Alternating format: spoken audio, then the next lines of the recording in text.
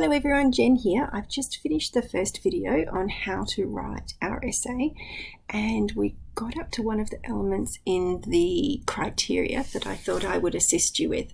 So I'm in our Padlet, and down here in our writing tip sheet, we moved through that you're going to give us a really strong opening statement. You're going to include a main argument, and you're going to tell us the elements or give us a roadmap for your essay. And this is one that I've added in here, which is it's not required in the criteria. However, I think it creates a really well-rounded essay with a really grounded discussion if you include a definition for teaching and learning, as they are very key to our essay prompt. But the next element that is required in our criteria is this one here. You're required to discuss the theoretical, societal and educational context of teaching and learning. Oh goodness, what does that mean? So I can help you out there. So in terms of the theoretical context, so we know that there are many theories, and at any point in time, so given a certain situation, there are many theories that actually could be applicable and could assist and inform the teacher, and which are appropriate and when. So it might be that they overlap, and by understanding the theories available to us, so you'll do this unit and there's a subsequent unit on theories where you go into more depth and more theories. The idea is the more that you have under your belt and in your understanding, that you can draw upon those when you're in the learning environment. So you will be doing this. You will be deciding which theories are appropriate and when. So this is something that is very much dynamic. So you can't decide that Monday morning is always about humanism, or Thursday afternoon with the reading groups is always about sociocultural theory. It's most definitely dynamic, and it is not set in any way. So there are many theories that educators can align with at any point in time. So the societal context, we are so fortunate to be teachers in Australia, or soon to be teachers, and we have such a wide variety of individuals in our communities. So we're blessed to have a wide diversity of students. So we can have students of different ages, we can have students of different developmental levels, students with different academic challenges and abilities, students that come from different heritages, backgrounds, cultures, languages, and their families. So we know that one family can look completely different from the next. So we meet a wide diversity of students and their families within any community. So the societal context is we are not teaching to one type of student. We are meeting the needs of a wide variety or a wide diversity of students across a number of domains. So that's a bit about the societal context and the educational context.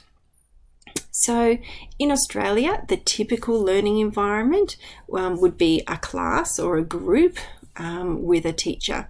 So because it's filled with students, we know that every student has their own abilities, their own backgrounds, their own learning styles. We know that it's always going to be dynamic because it's filled with individuals.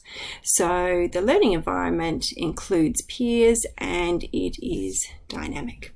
So that's something just to get you going. There are many different elements that you could include there, but you're welcome to use these if that's helpful to you. And then we're going to move through our main essay. So again, here's some wording that could assist you on your way. So you're going to tell us in the learning modes. So for problem solving, you're going to tell us what it focuses on. You're going to tell us what humanism is understood to be.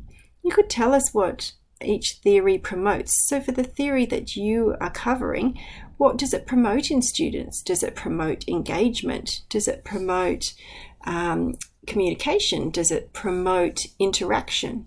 Tell us what it promotes. You can tell us the main principles, what it works to do. So this is just some wording to get you going. Some key elements of the theory. Remember that we're not covering theorists. You might mention a theorist, but the majority of what you'll be talking about is actually theories and their learning modes. You're going to tell us what it promotes, what it creates. So there's some lovely language for you. You are going to include some benefits and limitations. So I've popped in the frequently asked questions in the Padlet. We do often get this question, how many benefits and limitations? We actually recommend that you include less rather than more. So if you cover quite a few, you sort of end up listing them because you have, I know we have 2,000 words, but actually 2,000 words, there's a lot to cover in there. So if you do quite a few, you end up listing them. We actually recommend 2 benefits and 2 limitations. They work really well because then you can actually explain them.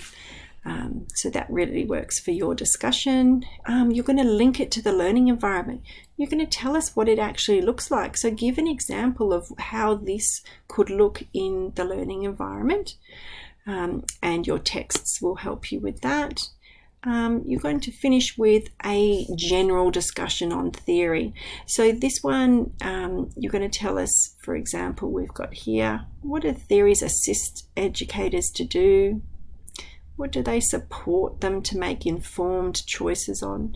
So that's a general discussion on what you found theories assists teachers with. And then you're going to go more specifically into the theories that you have researched in your essay.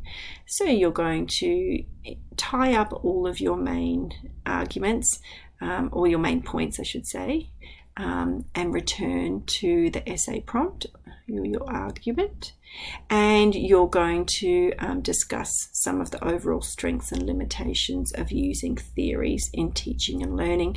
And if you can present some insight into the opportunities and challenges of using the theories, this can really take your essay to the next level. So if you know what best practice is, or you know what the ideal scenario is in the learning environment in relation to theories, but also it's for teachers, it's the rubber meets the road when you're standing in front of 25 or 30 students.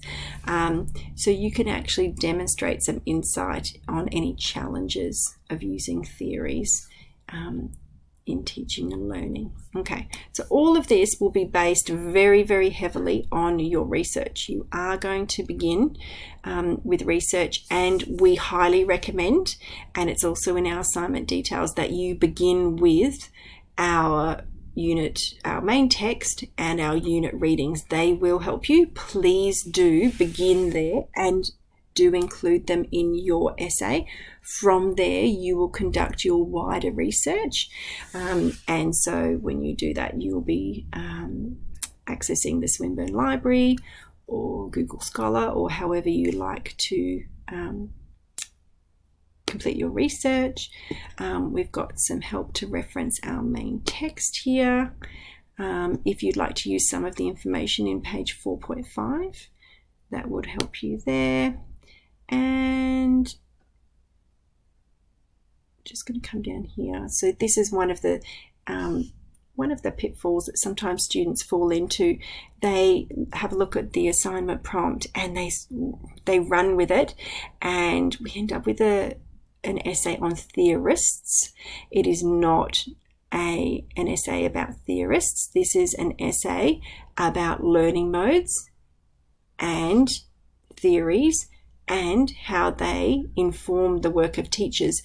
You might have a sentence or two about a key theorist, but please ensure that you follow the theories, not the theorist.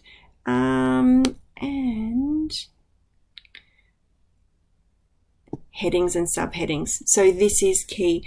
As I said, it is a requirement of the credit criteria in this essay. So again, you're going to follow our criteria and look at our marking guide descriptors that will determine your grade. So we do have a holistic rubric for A2, which means that you need to meet all of the elements in the pass criteria to pass. In order to get a credit, you actually need to meet both the pass and the credit criteria. You need to move all the way up sequentially in order to move up to a higher grading. So I do have, where have I popped that? I think I've popped it up here about the holistic rubric. Here we go. A2 uses a holistic rubric. So have a little look there, because that will help you out, because understanding the criteria is key to this assignment. So I'm going to pop back here. So I've given you all our supports in our Padlet. This is your workflow plan. So these are the steps that you're going to follow. Select your topic, research, research, research, link to practice, which is the learning environment, plan your essay and write it, and please be sure to use headings and subheadings. So that's everything, everyone. Please do share your questions with your in your Q&A lounge. Your ELAs would love to help out, and it also means that any query that you have, someone else probably has the same question as well, and it will help out your fellow students. So all the best for A2, everyone. Make sure you attend our live sessions with our ELAs, and they'll help you out some more. All the best, everyone. Bye.